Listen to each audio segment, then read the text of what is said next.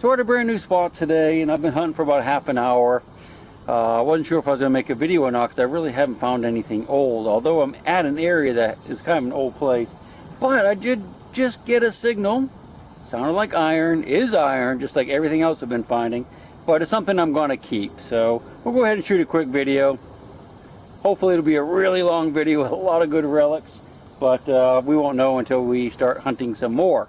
But in the meantime, let me just show you what we're up to.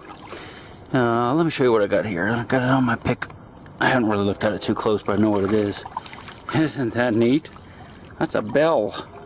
Probably like an old cow bell or sheep bell or something like that. They would put that on an animal so that you would know where it was in the fields. And it would keep a keep a herd together. I guess if you put that on a chicken, it probably wouldn't get very far, would it? Flock. Jeez.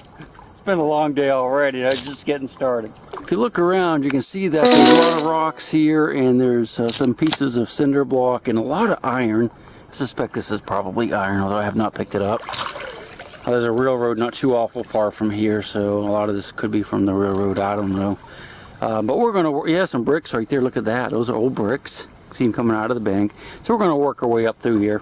I'm using the Garrett AT Max again today. And I actually have a little bit of juice in the batteries. I probably should lift it up so it's not beeping like crazy. And so I think we're in pretty good shape. I have extra batteries. Believe it or not, I really do have extra batteries. I actually checked before I left the boat ramp. So let's get back to it. Let's find a shell. That's really what I'm looking for today. It's a nice, big old fat Civil War artillery shell. Or sword. I'd take that too. If you take a quick peek underwater here, you'll see that there's a lot of iron. I just saw something that looked like it might have been somebody's anchor at one time over here, although I don't see it now. But let's go under and just take a quick peek.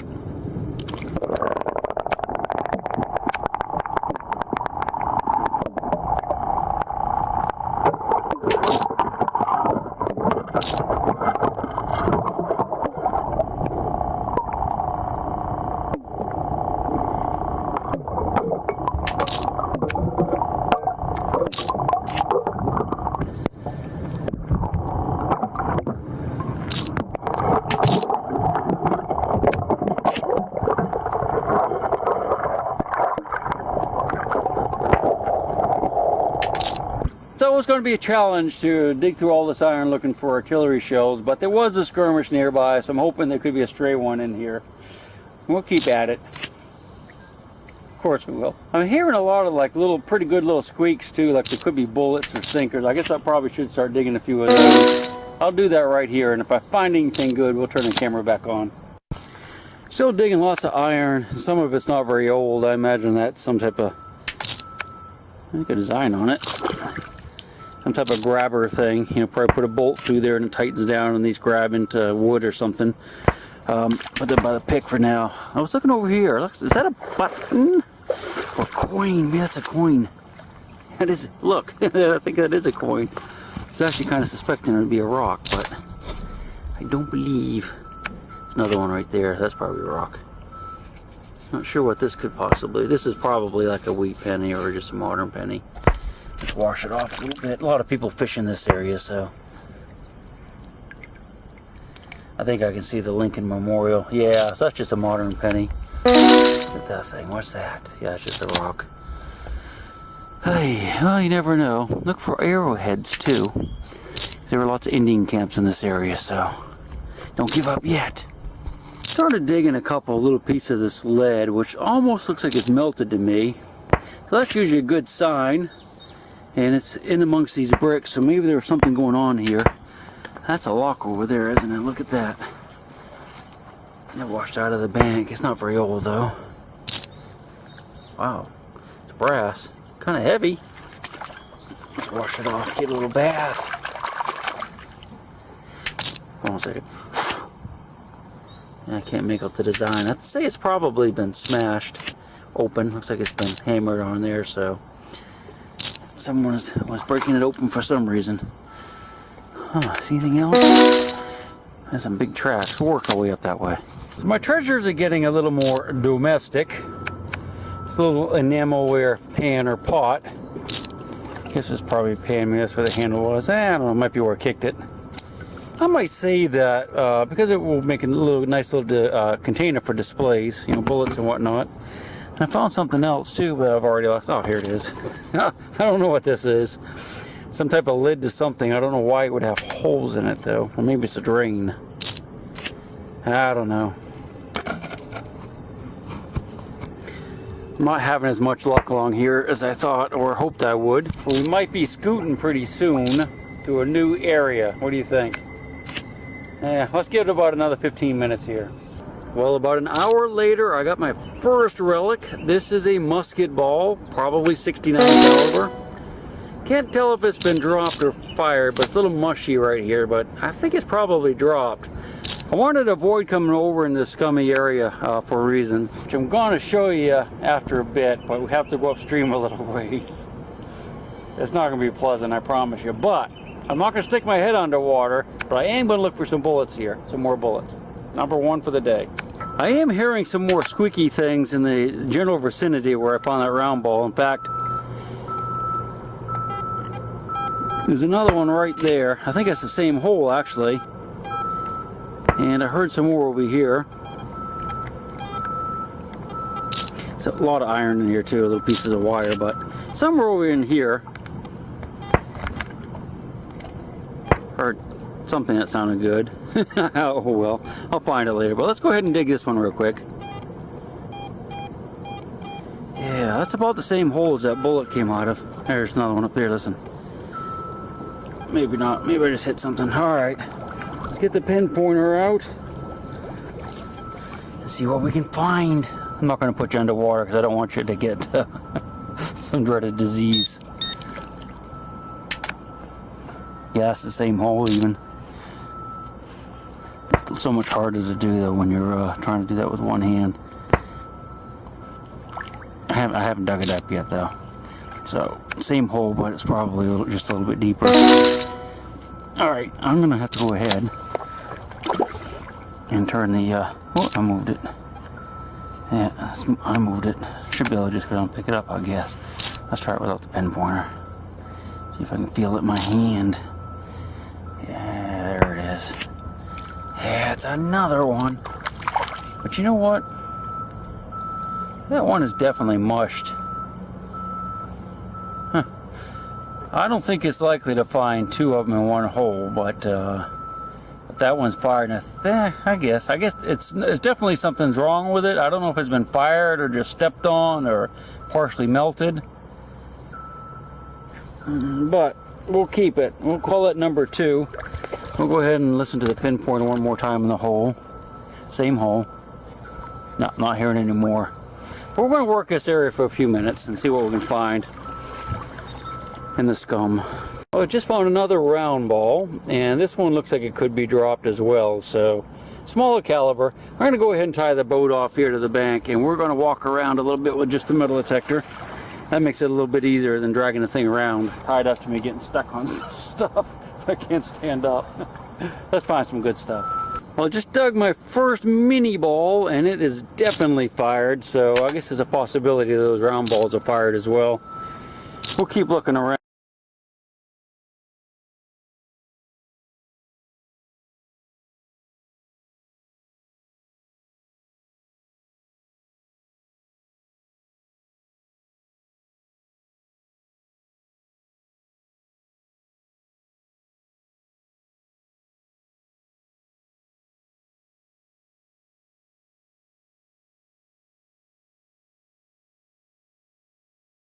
Just as I was walking up the beach, I've got a nice signal, repeatable. The number's a bit jumpy, between 60 and 80. Let's pinpoint it. It's just at the edge of the coil there. I've already put a mark there, so I'm going to try and dig this out and let's see what we found. Okay, I've dug it out. Took about 3 scoops. I'm not sure.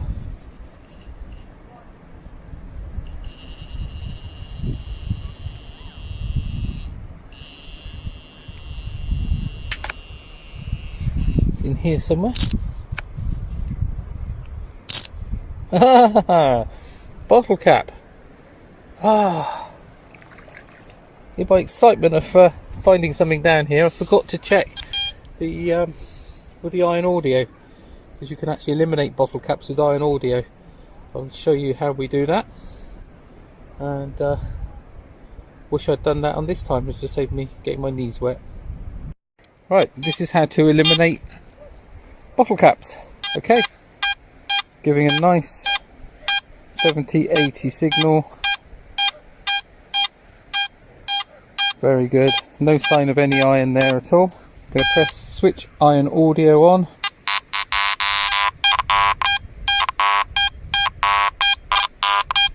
And immediately, what was a really good signal is now showing the iron content. We're now hearing the iron content. If I had an iron disc on 0, I would have heard the iron content of that bottle cap. But this little beach has lots of small nails on it. There were fishing boats here many moons ago. There's some beams up on the cliff, hoisting beams, where they used to lift the boats up out of the water. So there are lots and lots of little nails, iron nails, small pieces of iron and rust and bit on the beach. And also the iron disc, having some iron disc actually helps with the stability on the wet sand, helps it quieten the machine down. So I say I like coming here for testing, as there's virtually no one here. A couple of very keen people swimming there, bodyboarding, paddleboarder. There's a Coast Guard vessel more anchored off the shore. There's a traditional sailing boat, and that's Gribben Head. Like I said, this beach aren't a huge amount of fines. Like I say, it's mainly used by locals, and it's very well detected. So it's not too many fines here. Reg waiting for me patiently there on the wet sand, eyeing up that other dog. So right, I'm going to carry on up onto the wet sand, up onto the drier sand, and see what we can find. That's where most people sit. See whether we can find anything.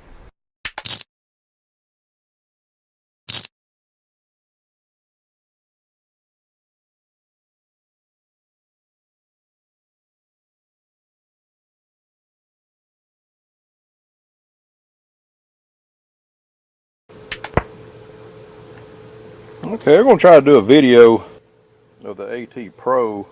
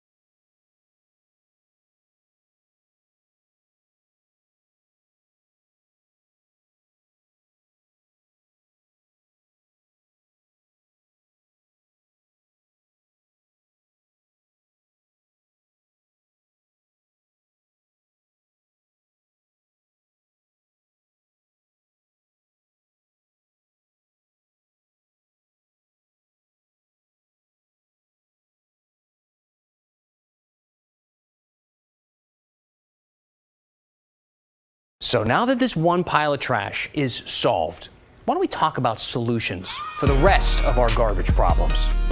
Now, city officials have said it could take as long as 2 years to clean up the trash in this city. 2 years. I know that that is so discouraging for people to hear. I know that because you tell me every night. You ask me what you can do to help, how you can get involved. After one of our last trash stories, I got this from Susan. She wrote me and said, I'd love to volunteer using my truck to collect trash. Who should I contact? I see more and more emails like this every night. People who think that it is time to act instead of complain.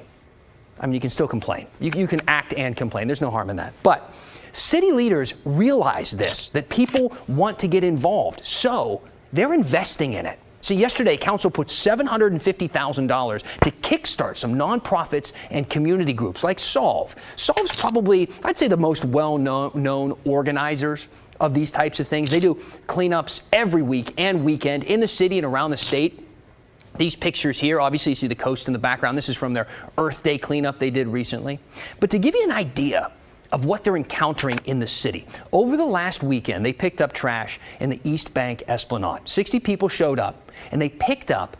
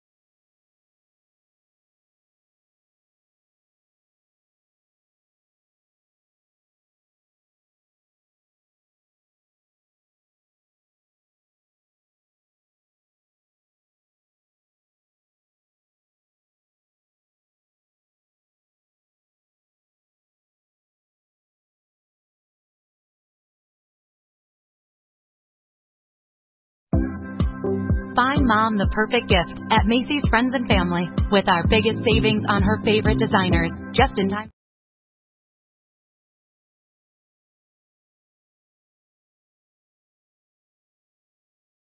Makeup and skincare she'll love, now at Macy's. Plus, Star Rewards members earn on every purchase except gift cards, services, and fees. More at Macys.com/Star Rewards. Savings off regular sale and clearance prices. Exclusions apply.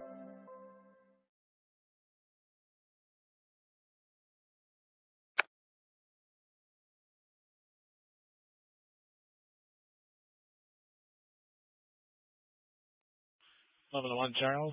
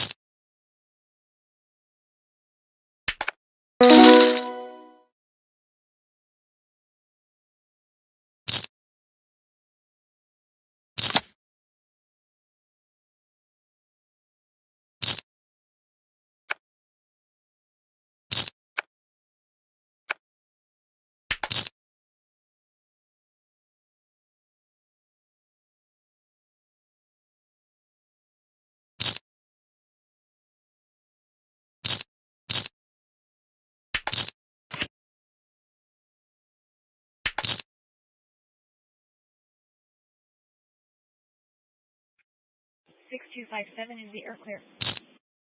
Yeah, go ahead. Show us 3039. Southeast 174th. 3039 Southeast 174, 1553.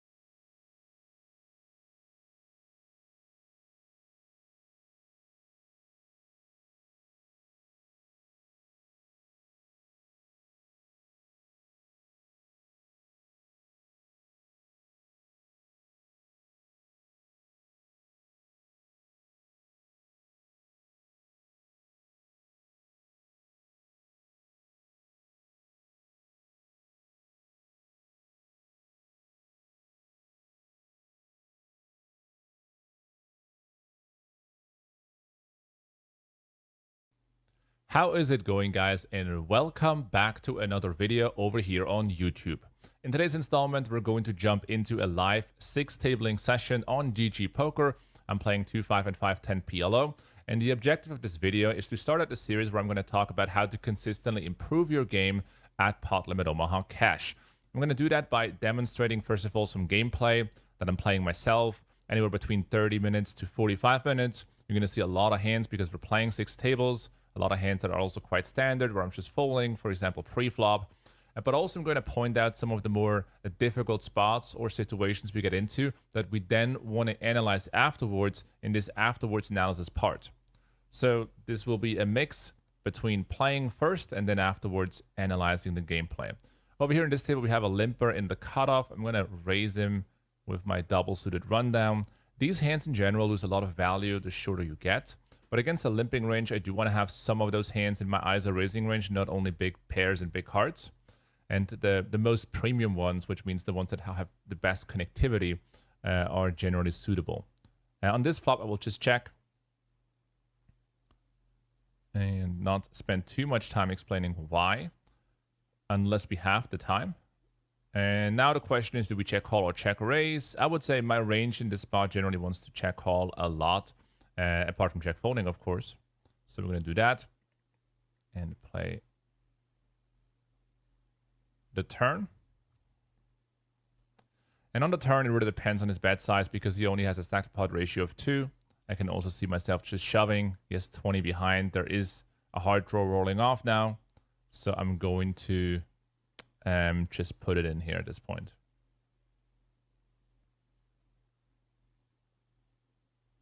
And he's contemplating the fold, which kind of just showcases that we did bait him into going for a bluff, basically, on the flop and turn. Maybe he did connect somehow to the turn.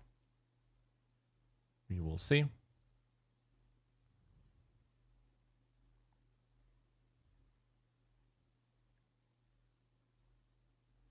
And he goes ahead and folds, and we got a pretty nice amount of profit there. Him stabbing twice, you know, that's war 14 big blinds, right? He was stabbing the flop for 4 and the turn for 10, and we probably performed a lot better by checking flop and check calling instead of going for a.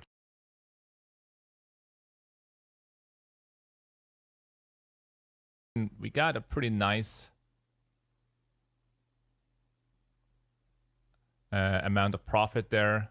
Him stabbing twice, you know, that's war 14 big blinds, right? He was stabbing the flop for 4 and the turn for 10, and we probably performed a lot better by checking flop and check calling instead of going for a check raised, and then going for the c-bet ourselves and trapping him that way. Which kind of leads me to the first tip of today's video, which is that a lot of people, when they get started in PLO, even quite far into their career, so to speak, they play a very overprotective. So getting outdrawn is this whole concept of a lot of people associate a lot of pain with getting outdrawn. You know, oh, if you got outdrawn, it's terrible, or it's your fault because you slow played the hand, you didn't protect your hand. And if you look back at how a no limit hold'em got started, you know, like 10 years ago or something, this fear of getting outdrawn was also very, very present. And it's not anymore today because it's not theoretically sound. You have to sometimes give your opponent chances to bluff. And the downside of that, obviously, is that they can catch up and make a better hand or potentially bluff you out of the pot. But it's part of a proper strategy. You shouldn't be too afraid of giving away free cards in certain spots. We're going to talk about which ones will make the most sense. The one where I had a straight and 2 pair makes particularly a lot of sense because the board only offers 1 straight. There is no straight draw out there because the bottom 2 cards are disconnected to the top cards. So those are like some structural things to take away there. When you consider slow playing, the hands that will make the most sense are the hands that are on either part of the spectrum. Either you have a very, very strong hand that has a lot of backup, which means that you're blocking your opponent's continuing ranges to begin with, or you have a hand that is the nuts right now, but has a lot of very marginal runouts, and therefore you want to keep the pot small. Usually the nutted hands in the middle of the spectrum, they're usually going to just go ahead and bet, and then the other 2 parts are going to go for the slow play.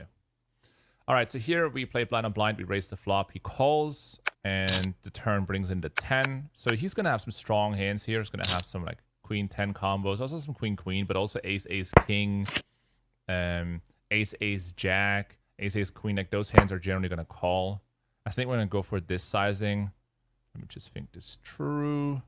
I think this is decent. Can shove river if I want to. The river is great because the river is discounting now. If I had a hand like queen 6, for example, or queen 10, if he has aces, he might want to continue basically. So we will certainly shove for value.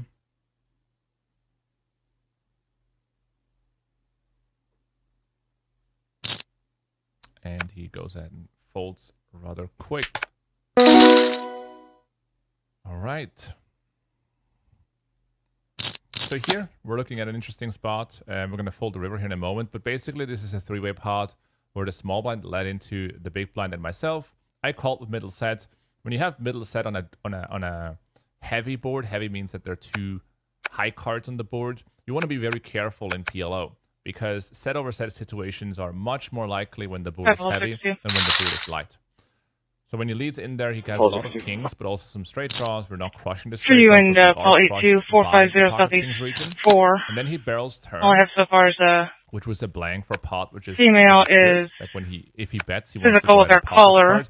But the river is a jack. He's not he goes very and pots cooperative as with well. And I answering think on the questions, river, saying he's locked his range himself in the significantly takes a bathroom. hit Call because taker he can hear the represents female basically banging on the king, door. and he certainly Her wants to name is consider Paige checking there. Sherrill, a Or 30-year-old. going for a block. But like potting the river is certainly part of the strategy, but I can't imagine it's a big part of it just because he shouldn't improve very much on the river. And when people suddenly represent very strong hands and on cards they shouldn't improve on, they're rarely bluffing. I think this is because psychologically, you know you can't rep it, and when they rep it still, they have it very, very often. You know, everyone has, especially beginner players, they think about this question, does my story make sense, right? And if it doesn't make sense, they're very much bluffing. Here, this guy leads on the turn. We can call or raise. But a lot of beginner players in PLO, again, they play overprotective, so they tend to have hands like sets or two pairs in the spot that you want to maximize value against, and also protection. So we're going to shove. And he show us at 3040, Southeast 171st Drive. And he does have a set and a flush draw, which is weaker than our flush draw. Okay, we'll run it twice.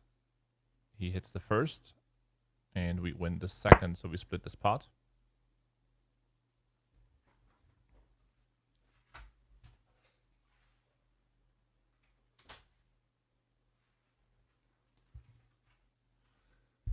All right.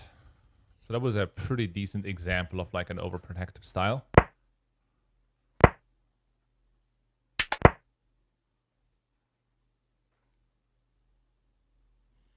That's a great flop. Now this time this is also a heavy board, but we do have backup in the form of an open and straight draw in case we do run into a set. And also the stack to pot ratios are much shallower.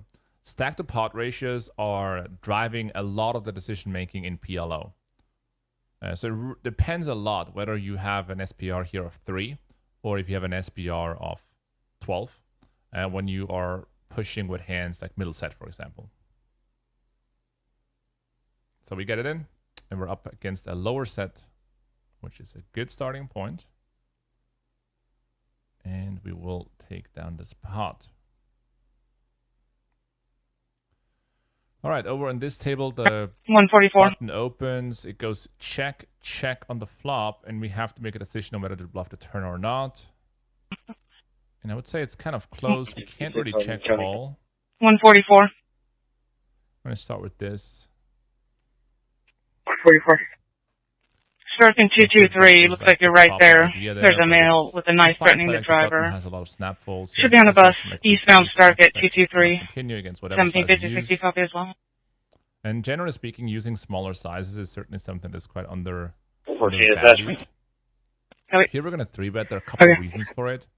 And we have a black male, 20, 6 foot, thin build, blue mask, blue jacket, a butcher knife small blind will go ahead in his jacket, but has shown it to the driver in a threatening way. When I call, and there's still in the driver's face. 8.5 big blinds in the middle dead. And usually what happens is the cutoff will then 4-bet, and I will have to fold pre-flop. So in order to prevent that, I'm going to 3-bet myself. And now we still have to fold against the 4-bet. But I hopefully you can see the point of like why 3-betting there a little bit lighter makes more sense, as one of the guys behind is very, very shallow.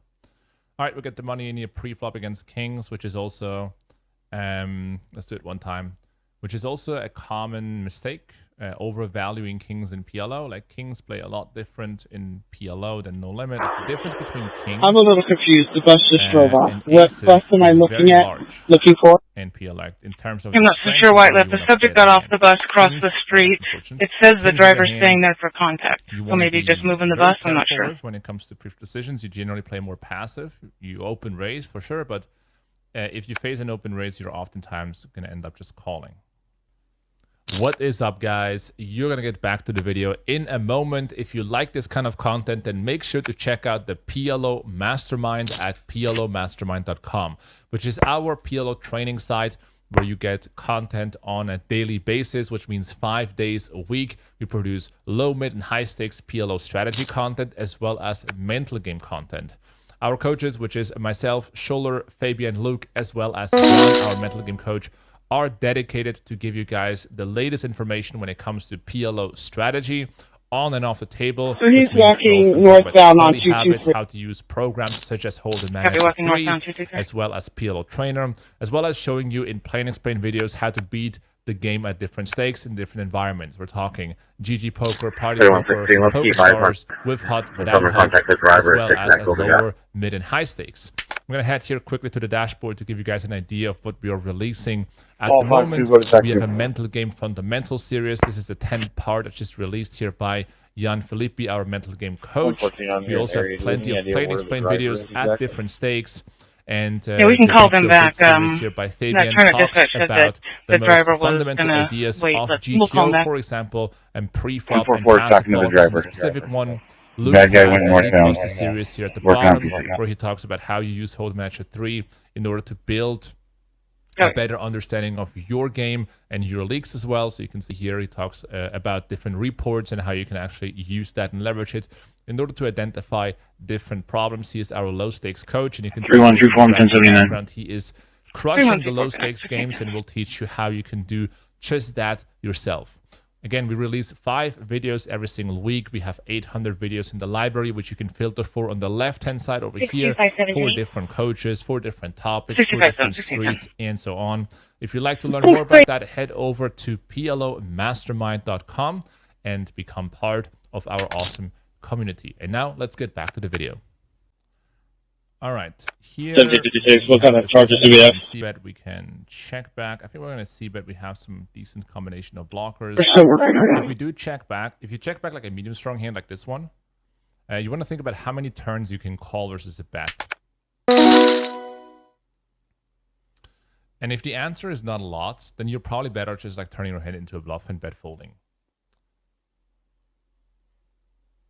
Because your opponent is going to end up winning the pot too frequently. Like, you check back and he stabs and you just fold. So the marginal hands you want to check back with on the flop, they generally should have playability. Playability means you can play versus a bet in this particular case, which means you can realize your equity. All right, we toned it down to 5 tables now because maybe that's a little bit more practical. 2 forward, code 4 with this guy. Now, another thing that is going to help you tremendously when it comes to improving your game steadily is to ask the right questions. I like to say, or I like to use this quote that says, the quality of your questions determines the quality of your play, right? And it comes from a quote about life. The quality of your questions determines the quality of your life. But it also relates to poker, you know? The better questions you have, the better answers you will find, right? You can obviously find the answer to like a very simple question, and that is not going to help your bottom line very much. But if you can identify the right questions to ask yourself and then research for in the proper way, which we're also going to do in this series, you're going to improve a lot faster. And in order to ask the right questions, you need to understand which spots you're not sure what you're actually doing. I'm going to be plugged down on PAL at POL8. You have a good idea of what your range wants to do and how the ranges, both ranges, are interacting in certain spots. For example, how often is this guy supposed to bet? What sizings are both players supposed to use? And why is that so? What kind of transitions are helpful for either player? And how that how does that materialize in then the actual gameplay, right? The actual strategies. And if you don't know the answer to description of this guy? or you don't even know the answer by a bit, basically, you generally want to go ahead and I think 124 is with them, and correct? go after it and figure out whether or not it's worthwhile to pursue. Well, we're with thumbnail, but I need to know or his description and what our questions are. The finding question parts to the finding answer parts. None. Because you can find and define a lot of questions while you're playing. Copy that, thank you. You play hands and you see spots and you feel uncertainty in certain situations, right? But then afterwards, you need to, first of all, prioritize and understand how much time will it take me to find the answer to these questions, and how important or how meaningful will it be to fix a certain issue or acquire certain knowledge about a situation for my bottom line. And that sort of prioritization part is what I would push towards the improvement section, not while you're playing. While you're playing, you have enough stuff to do and worry about as far as the decisions on the tables are concerned. Here in the flop, we can go either way. Like, I would usually bet most of my straight draws, but as we don't have a pair blocker and we have one of the weaker open enders because we have no pair blocker and we have no wrap and so on, I like to check back sometimes with an open ender. It's quite of a deceptive play. Like, again, most of the straight draws are going to be betting, so I like to be strong sometimes on the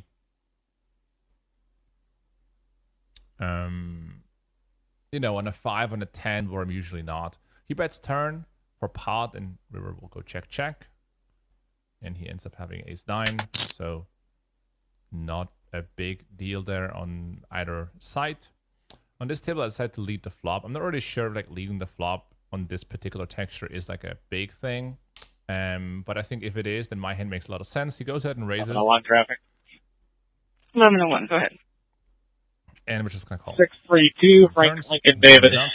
And he's got the 4300 block of Southeast Palm So the way most people play raises 4300 block of Palm Quest very much at all, because they just don't know like which hands to use for it, and that means they're gonna have a set very often. When he has Jack-9, he's gonna fold anyway a lot, and he doesn't have a lot of equity. But Jack is a very, very common raise here, so we want to use a sizing where we can challenge that hand a lot.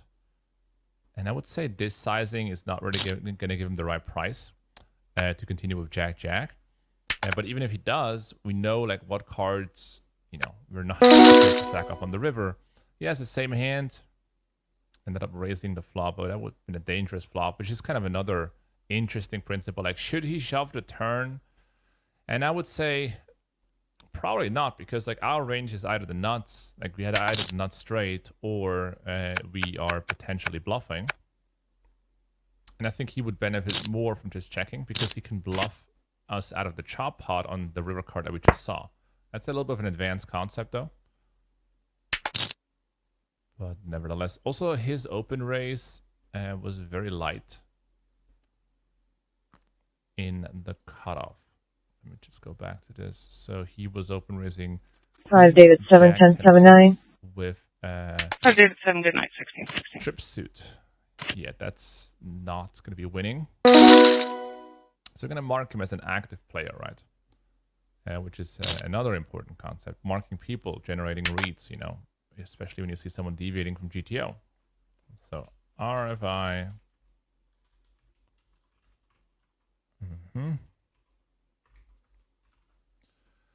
So in this spot, we 3-bet before the flop, and we get 2 callers. This is a board that favors my range tremendously. And if the big blind has kings, you know, whatever, because the SPL, 61. I'm gonna start betting the flop. 16-17. And this is not really a thing. Like, you don't want a cold call on the stack size versus 3-bet. If your hand is strong enough to continue, you generally just want to shove. 114. All right, money goes in. He ends up having 8-8-6-7. Sorry, yeah.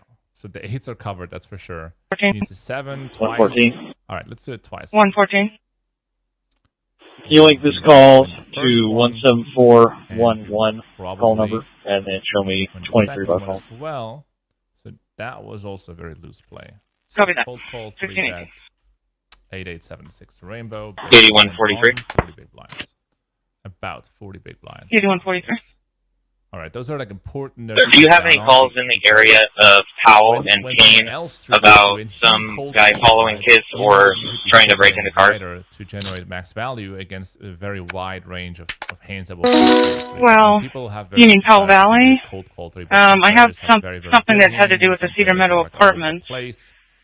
But and it's also, do you think that's there's same? also a difference between being in the big blind and not for players. Yeah, it's going to be related. My callers here are saying that this guy's following kids and trying to break into cars. He was last seen southbound on Kane from Powell Valley about 5 minutes ago. And I have a description if you're ready. Some money already invested. You have a whiter Hispanic male in his 20s, gray sweatshirt, blue jeans. And if you have better, don't want to do that too often, essentially. Like, if you never cold call a 3-bet, yeah, mine is white male, be fine. 35 to 40. Especially online. Like, live, it might be different because dynamics are different. Yeah, and the rest matches. This hat's or the going to meta be game is different. A gray hat with a black bill. This one and this one. But online, if you never cold call a 3-bet, guy being what is in the apartment, it is arguing a with 3-bet people, when and you're then he not left. the open raiser.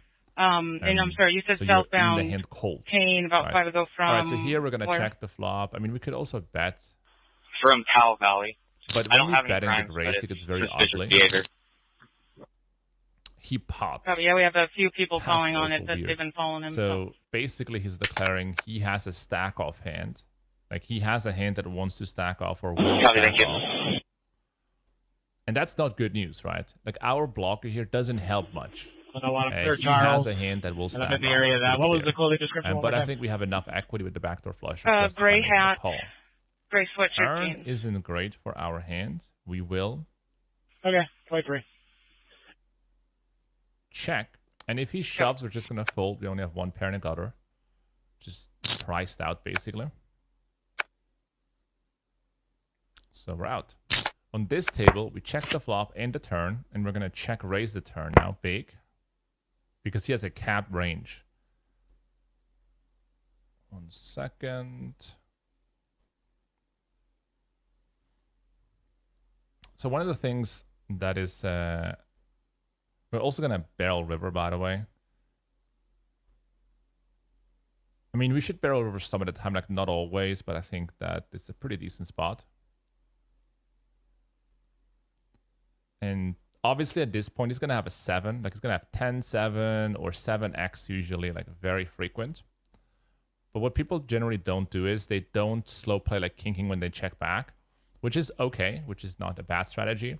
But then you have to be aware of that and then call down lighter versus this kind of line. All right, so here we do flop a set. Let's think this through. This guy is the open raiser cold call. We called as well. One misconception about PLO is also that like you shouldn't play low pairs because they're dominated. Yes, they are dominated, but you're still gonna end up making good profit on it. He bets very large. I kind of doubt he has a set of aces, but we're still not gonna raise him. If you want to raise in these kind of spots, you want to have a set with backup. Yes, sir. Like an open-ended straight draw. Like when he calls, this is a weird spot now. When he calls, he is gonna have an ace very often, which makes it way less likely.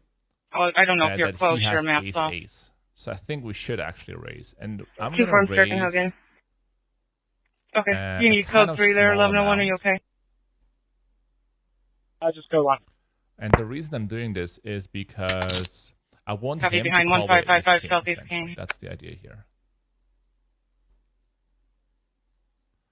Again, because he calls, there's a huge card removal effect in place. He unlikely has a straight draw. He very likely has an ace, just given my hand, right? So that gave me information that my hand is good, and then decide to raise. So that's kind of the idea there. All right, the money goes in. Sure, we run it twice against the ace X. We win the first one, and we win the second one as well. All right, over in this table. We 3-bet pre-flop. He was already all in. He overcalled the 3-bet again. This happens quite frequently. Most of the money is in the I have info from the manager. I don't have the victim here, but apparently someone may have filed a report yesterday for this guy stealing something out of a car there at the complex. Folds. The low combos in PLO, they are devalued a lot if you are getting shorter or your opponents are getting shorter. So it depends on which side you're playing on. You will have you want me to to find that understand how instant number, or to was play that just versus info? short stacks very good. Yeah, you can look and see if there's a one of the report main written, please. adjustments is that ace-x will become much stronger, big pairs will become much stronger the shorter you are, and the rundowns, even the double-suited rundowns, they get devalued by a lot. And generally speaking, when you're playing like 50 big blinds and below, or even 60 big blinds and below, you have to play tighter. We're going to be contacting an RV, which we believe is play tighter before the flop, because you're closer to showdown. So your hand needs generally like you're playing more equity driven. You don't cold call a lot essentially. You have to fold against 3-bets more often. There are less implied outs and stuff. So you end up playing tighter overall. And you will see the opposite from a lot of recreational players that play short. And 8143 just confirming the 645 Southeast Main Drive. Because they don't risk less, right? They only lose like 40 big blinds or 20 big blinds or 10 big blinds when they're in the pot. And there's something to be said about 10 big blind gambling, because at 10 so big negative blinds, on that, unless they had given a different by open raising pot location, like maybe a little bit cross streets or something. It doesn't at always 20 big blinds for sure. hit if it's not exactly the same address they gave. And at 10 big blinds to go. Okay, if they're code for at the market, So I will go to the complex and see if there's any victims there. Pot, we obviously call just based on equity. And river flush. He's gonna have a lot of two yeah, pairs. If you know what this deadline looks like, you think want about my card removal effects here, like ace 10, ace 7, yeah. ace 6, and all these combos are unblocked on my end. And we're gonna bet half pot on the river. You can also wake up with ace-x of hearts and then check raises on the river. We don't want to risk too much. You can also have the king high flush and just check call. 8143, copy that. He has ace-10 with a, or ace-queen with a heart. I did not, sorry. Alright, 8143, I think you can swing by since you know what the guy looks like, just to get eyes on him, make sure it's the right guy.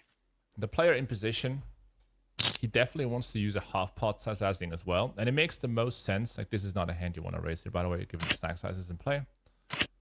It makes sense. I will actually send them a picture if that works for them. Let me just donk here into the open raiser. That would be great. He just calls it away very quick. And now we're going to go ahead and check. When you lead the flop in this texture and check the turn, a lot of players will fold a very high frequency. And this is a good hand to put into your check calling range because it doesn't have as much value betting. Now it goes check, check. He could have a hand like ace, ace 4, ace, ace 2, ace, ace 3. We're going to block bet the river for 1/3. So this is like a thin bet that can get called by weaker, but we also prevent him from betting larger. That kind of idea. But essentially, river bet sizing is very much... 1 second. This guy has a very wide VPI pair. We're just going to rip the flop because he bets really large. And our playability is pretty marginal heading to the turn. It's hard to improve unless we had a card like this one. So we just rip it in for a shallow stack size. The money goes in. He has the same hand. And that's that. So let's imagine let's imagine you are the aggressor in position, right? Let's talk about river bet size preferences. You go bet, right? And the river is a blank. You obviously want to use a pot size sizing only by the river. Because the story you're telling is like, I'm very strong on the flop, very strong on the turn. That's why you're betting 2 times. And your opponent's story is, I'm bluff catching you, right? And if someone is bluff catching you, you want to apply the biggest sizing possible. Now, let's imagine the line goes different. You know, you check back the flop and the turn as well, and you both arrive on the river. Now the story is both ranges are very capped, and your value betting threshold goes down, and you're betting thin on the river for value, and then you put in some bluffs in there. So now you could use like a half pot size sizing. So that's like a very basic example. And there are going to be a lot of situations that are in between that, right? Where you bet and then check back, or like you check and then he donks the turn, you call, he checks the river. So there are going to be a lot of in between scenarios. But that's the general idea. All right, so this guy raises min, we 3-bet.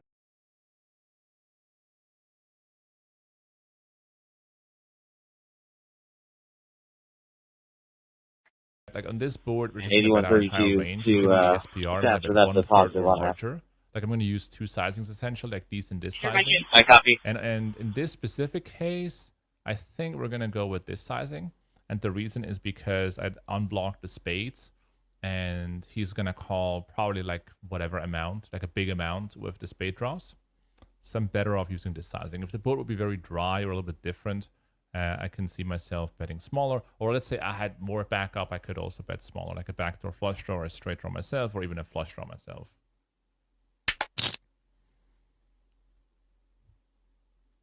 All right. This one is really close, but we do have no short stack behind, and some players that are active, especially big blind, we have already a little bit of a read on, who like to call the river. They're quite light. Now small blind comes into play for the squeeze. I have a note here. He squeezed king queen 5 for double before big blind versus EP on 2K. So this guy is capable of like squeezing some light stuff. We're gonna keep that in mind as we're heading to the flop. Well, it's not going to be very helpful in this case, but we still want to keep an eye on the hand, because developing reads further and further is just like extremely helpful and important. So king 8-8, like who has the edge range wise? Like this guy has some king. I have some king for sure. And then 8x is also, you know, quite equally distributed towards my range. Has like probably the most 8x. He bets 15. I mean, we're just out. The hands you want to fight back with here. I mean, king X is a great blocker to begin with, but he just goes ahead and check folds.